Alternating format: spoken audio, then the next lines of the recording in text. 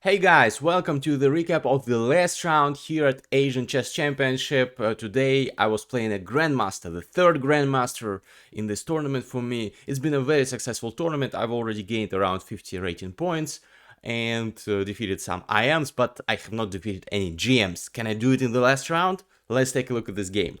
So Nikita Matinyan is my opponent, a very strong Grandmaster. He once even defeated my coach, Grandmaster Farukh Amalatov, so definitely a dangerous opponent, even though his rating is a little bit lower now than it used to be, but still very strong. And probably he's played a lot of Russian juniors. That's why he dropped a little bit of rating. And I decided to go for a fight. I decided to go into the Sicilian Nidor defense, and I spent, like you will see by the look, if you zoom in on my eyes, that I haven't spent a night sleeping too well, because I was preparing and the 2 was in the morning, and I went to sleep around 3 or 4 a.m. because I prepared lots of lines against stuff that he plays against the Nidorf. And unfortunately, he played something I didn't prepare because, yeah, that's what people at the top do. They try to surprise you all the time. But so this is bishop b5 check. This is called the canal attack, or the Moscow variation of the Sicilian, I think it's also called. I went knight d7. I knew this line. I knew that it existed. I already encountered it a couple of times in my classical practice. But most people against me went here and went for this position, and then took here. And this is one of the main positions, the tabia, as they say, of this variant. But my opponent chose a rarer setup. He went here castles, and once I kicked him, went bishop e2. I've never seen this move, and actually later on I checked, and Jan Nepomniachtchi played it against Magnus Carlsen in some online tournament, and lots of other players play this. This is kind of a trendy line, hiding the bishop on e2, and the idea is to go d3 and then to go c4 and create this so-called Maroczy bind against me. So those pawns on e4 and c4 usually are characterized as a Maroczy bind, especially when white pushes d4 and then takes. So these 2 pawns aim to restrict black's position. And here I thought for a long time what my plan should be. I thought maybe I could push b5, but I thought it's kind of risky. Maybe he will take and go d4, attacking with his bishop my pawn, and my king is still in the center, and I will need time to develop. And I didn't want to go for forcing line against a Stockfish, because obviously the GM prepared, and he should have known this line, because it's one of the obvious responses. And going into a forcing variation against practically an engine, because he will be playing engine moves from his prep, it's not a good idea. So I decided against pushing b5, even though it's logical, to undermine the structure.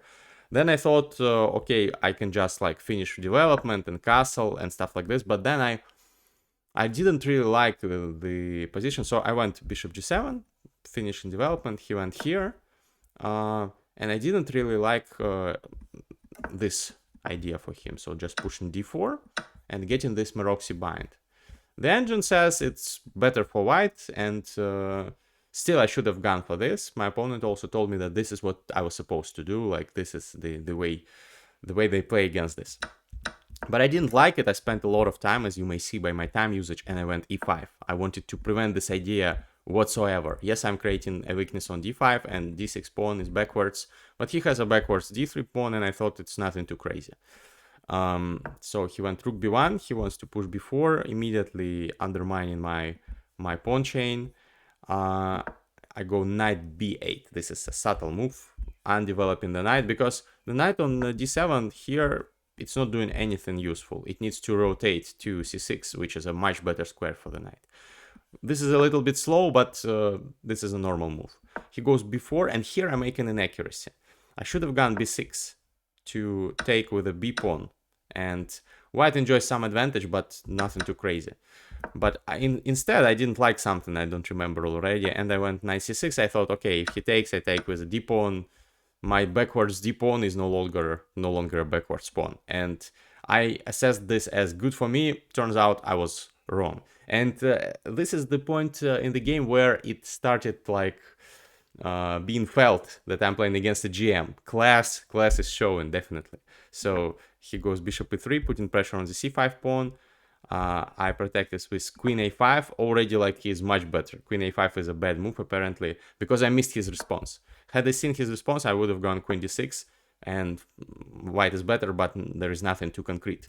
I went queen a5, thinking that he'll probably move the knight, and if he goes here, I thought that I'll go knight d7, and everything is protected, and for the time being, I thought that it's all right. And if he goes here, I thought that, well, I can take, maybe I can do something else, but I did not expect his move queen a4. So he's ignoring the threat on the knight. Very good move, because if I take the knight, he has bishop d2 and my queen is caught. But this is not where the variation stops. I thought that I have here b5 initially. Great move. If he takes, then I have knight d4, ignoring the threat on my queen, because if he takes the knight, I'll take with the queen, and my queen will be free to roam, and I'll win. And if he takes the queen, I'll have this check and a fork. He goes king h1, I take here, and this is another fork.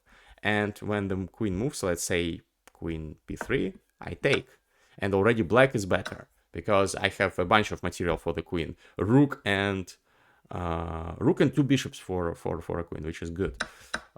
Queen a3 here is better, but still black has great position, and for the queen lots of material here. Still I'll take the rook. So this is what I liked, and I thought, wow, maybe he missed it.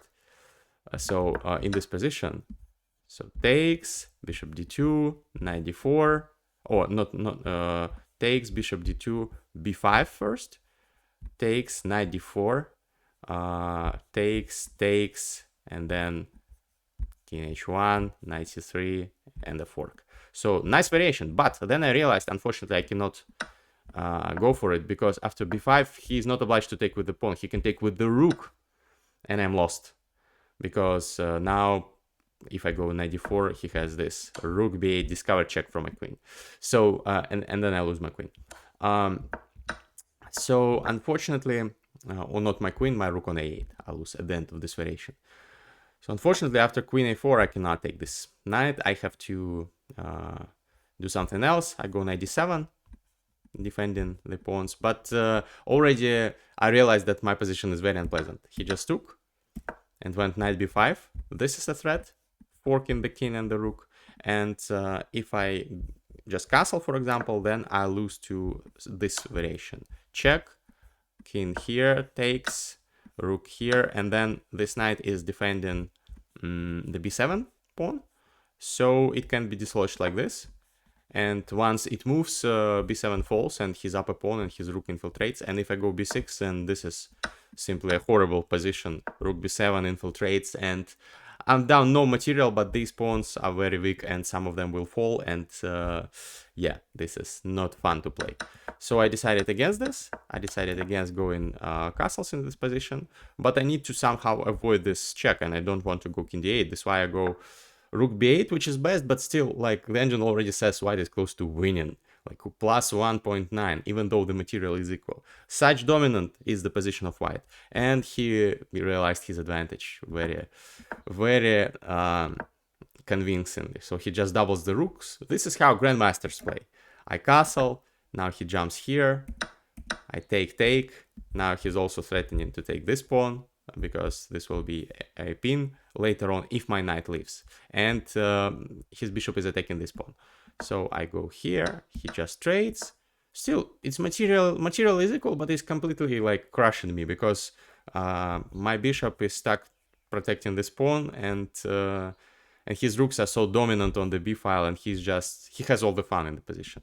I try to unpin myself on the b file, but he just rotates the bishop, attacks my rook, rotates the bishop to d6. Now I'm completely paralyzed, and I can't even do anything, because like if I go here trying to trade at least one pair of bishops, he attacks my rook, and if I go here, he goes here, and my rook is trapped because of the power of the two bishops.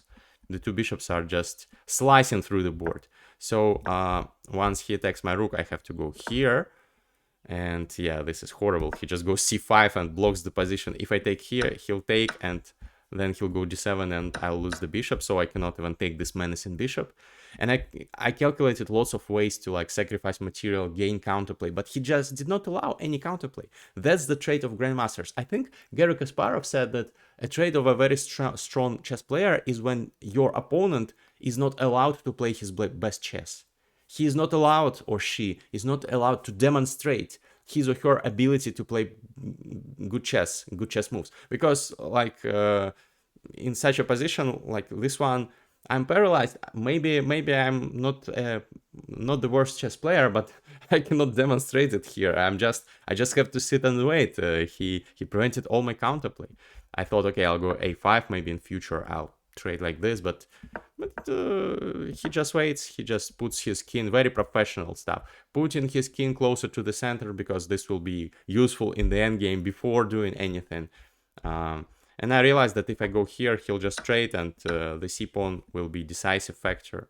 And also he can take like this and go here and win the bishop. Also nice idea for white. So I cannot even go here. I continue waiting, and now he attacks my rook like this. I draw back, and he finally trades a set of bishops because his position is such great after bishop d5. Wooden shield, as Hikaru likes calling this bishop. I try desperately to open up position, do something, but he just takes one of my pawns. And here I go for a desperate counterplay. I realize that he'll double on the 7th and do a shish kebab over here, but I decide, okay, I'll try at least to create some counterplay, because if I just passively wait, this endgame is completely lost. So he defends the pawn, I go for the pawn nonetheless. He takes my pawn, I take his pawn, he goes on the 7th. I realize this is dead lost, but I still play on. I try to create some chaos on the board. This is the only way you can draw a losing position against a strong opponent, creating chaos. So I infiltrate with two of my rooks, trying to attack his king, take some pawns, maybe dream of pushing the d-pawn, but he just professionally checks me a couple of times. Now he's threatening checkmate over here and checkmate over here, so I check him taking his pawn, and now only move is to move the king to avoid the checkmate. And now his rooks check me a couple more times. Actually here he could have checkmated me in several moves, going king g5 and then king g6, king h6, and then checkmate like this, or like this, or like this. This would be a checkmate, but he decided to be very professional, avoid any complications, just win without any calculating. So instead of king g5, he checked me, went king g5 here. Now I'm trying to dislodge his overworked rook, but it's fine. He just takes my pawn, and we get into a rook endgame that is just easily winning for him. Using checkmate threats on my king, he takes another pawn. And here my d-pawn is stopped, so I have to take two of his pawns instead of my one pawn, but this is a very technically easily winning endgame, and he converts it like, without any problem. Here I check him, and here he can go rook g8 check and then promote, but he will won in style. He promoted, and here I resigned because I can take, and we'll go into this pawn endgame, but he has this move, and then his pawn will queen. So I lost, unfortunately, this last game. I did not score any wins against GMs, and this was a demonstration of class. I will have to work on my chess to be able to do what my opponent did to me today. This was very instructive for me. And I've gained around 50 rating points in this tournament, continuing my grind, continuing my journey to the FIDE Master title. Drop a comment if you liked this recap series, and see you in the next video. Maybe like drop a comment what kind of videos do you want to see, and stay tuned for the Nihal Sarin interview from India. I've interviewed him and played the blitz game against him after the final round, so you will enjoy it. See you.